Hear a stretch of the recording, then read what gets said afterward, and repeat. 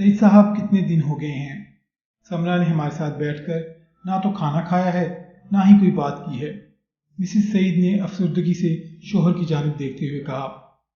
سعید صاحب نے کافی کا کپ میز پر رکھتے ہوئے پرسوچ نظروں سے بیوی کی جانب دیکھا اور اٹھ کے ان کے برابر آ کر بیٹھ گئے۔ ریحانہ، اس کو کچھ وقت دو، وہ بہت بڑے شوق سے گزری ہے۔ 3 سال کی منگنی کا یوں اچانک ختم ہو جانا معمولی بات نہیں۔ بس تم ہمت رکھو اور اس کو بھی ہمت دلاؤ، انشاءاللہ سب ٹھیک ہو جائے گا، وہ متانت سے بولے۔ ریحانہ نے ایک لمبی سرد آہ بھری۔ آپ ٹھیک کہہ رہے ہیں، مگر مجھ سے بیٹی کا دکھ برداشت نہیں ہو رہا، اور پھر وہ بات بھی تو نہیں کر رہی۔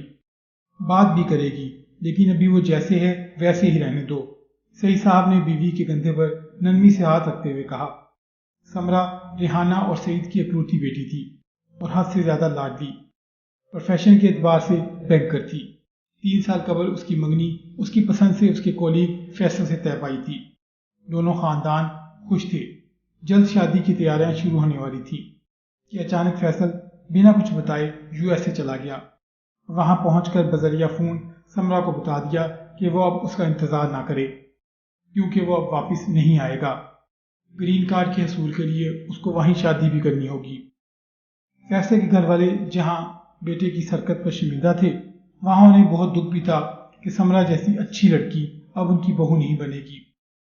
سمرا کے والدین کے لیے بھی یہ خبر کسی بم دھماکے سے کم نہ تھی، لیکن اس سے بھی بڑھ کر ان کے لیے مسئلہ سمرا کی خاموشی تھا۔ جاب سے اس نے ریزائن کر دیا تھا اور سارا دن کمرے میں بند رہتی۔ کھانا تو پہلے بھی کم کھاتی تھی، مگر اب تو سارا دن کافی کے مگ اور ایک سلائس یا 2 بسکٹ میں گزارا ہو رہا تھا۔ ریحانہ نے کئی بار بیٹی سے اس کے دل کا حال جاننے کی کوشش کی، مگر وہ کسی بھی موضوع پر ماں باپ سے بات نہیں کرنا چاہتی تھی۔ سارے گھر میں آسودگی سی چھائی ہوئی تھی۔ سعید صاحب صبح اپنے آفس چلے جاتے اور رات 9 بجے واپس آتے۔ سمرا اپنے کمرے سے ہی باہر نہیں نکلتی تھی۔ یوں ریحانہ پورے گھر میں بولائی پھرتی۔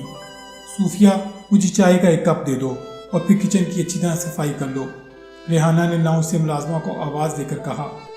صوفیہ نے کچھ دیر بعد چائے کا کپ اور اخبار میز پر رکھا اور جیسے ہی پلٹی اس کے چہرے پر خوشگوار حیرت در آئی۔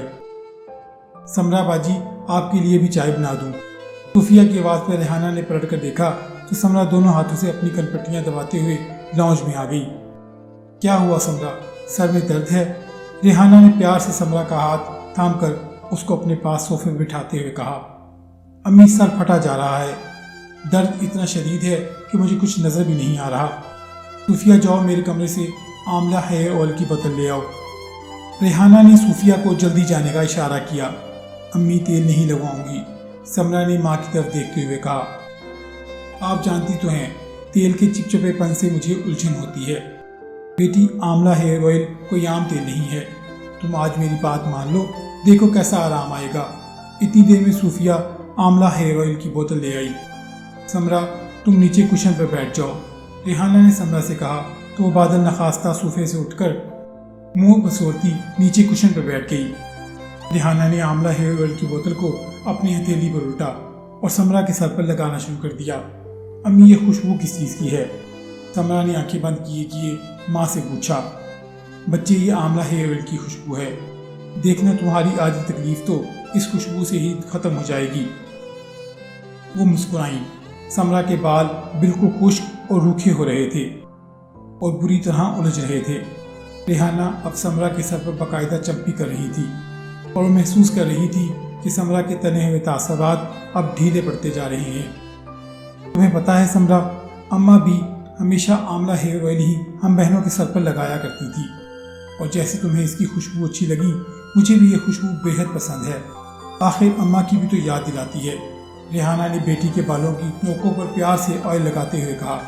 سمرا نے اپنے پاؤں پسار کر ان پر تکیہ رکھتے ہوئے ماں سے کہا، امی، صوفیہ سے کہیں مجھے کافی بنا دے۔ سمرا کی آواز سن کر ہی صوفیہ کسی جن کی طرح حاضر ہو گئی۔ جی باجی، ابھی لائی، کہتی ہوئی وہ کچن میں گھس گئی۔ سمرا، کچھ کھا بھی لو بیٹے، کب تک بھوکی رہو گی؟ ماں تھی نا، بیٹی کے دکھ پر اس سے زیادہ دکھی تھی۔ امی، زور سے چمپی کیجیے، مجھے بہت آرام مل رہا ہے۔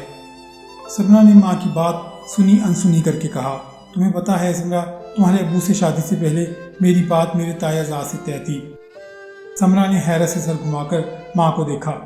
ہاں بیٹے، 6 سال ہماری بات پکی رہی، پھر انہیں اپنی پڑوسن سے عشق ہو گیا اور تمہارے نانا نے میری منگنی توڑ کر تمہارے ابو سے نکاح کر دیا۔ کچھ دن میں افسردہ رہی، پھر اماں کے سمجھانے پر عقل میں یہ بات آ گئی کہ جو آپ کا تھا ہی نہیں اس کے لیے کیا رونا۔ اس زمانے میں میرے بھی سر میں بہت درد رہتا تھا، آنکھیں چلتی رہتی تھی۔ تمہاری نانی روز میرے سر پر آملہ ہیئر آئل لگاتی تھی، میں تو اتنی اچھی چمپی کرتی نہیں جو وہ کرتی تھی، بس سر درد بھی بھاگ گیا اور پھر کبھی نہیں ہوا۔ ریحانہ کھل کر مسکرائی۔ امی ابو نے کبھی آپ سے ایسی کوئی بات نہیں کی جس سے آپ کے سر میں درد ہو؟ سمرا نے ہنس کر ماں کو دیکھا اور بیٹی کو اتنے دنوں بعد یوں کھل کر ہنستا دیکھ کر ریحانہ کی آنکھیں نم ہو گئیں۔ میری جان، یہ بتاؤ گھر میں آملہ ہیئر آئل کی چمپی زیادہ کون کرواتا ہے؟ ابو۔ سمرا مسکراتی ہوئی نگاہوں سے ماں کو دیکھا اور دونوں ماں بیٹی کھلکھلا کر ہنس پڑی۔ امی سر درد بالکل ختم ہو گیا، آپ میرے لیے اچھا سا ناشتہ بنوائیں، آج میں پیٹ بھر کر کھاؤں گی۔ اور ریحانہ نے پیار سے سمرا کے سر پر چپت لگائی اور آملہ ہیئر آئل کی بوتل کو چوم کر دھیرے سے کہا، تم ہی تو ہو میرے گھر کی خوشبوؤں کی ضامن۔ ڈیئر ویورز، آپ کو آج کا قصہ کیسا لگا؟ اگر آپ کو آج کا قصہ پسند آیا ہو تو اسے لائک کریں اور شیئر کریں اور مجھے کمنٹس میں ضرور بتائیے گا۔ اگر آپ اس چینل پر نئے ہیں تو اسے سبسکرائب بھی کر لیں اور ساتھ موجود بیل کے آئیکن کو پریس کرنا مت بھولا کریں۔ اس طرح ہمارے چینل پر آنے والے ہر نئے کسی کی نوٹیفیکیشن آپ کو بروقت موصول ہوتی رہے گی۔ اگلا قصہ آنے تک کے لیے اپنا اور اپنے پیاروں کا بہت سا خیال رکھیں۔ اللہ نگہبان۔ اللہ نگہبان۔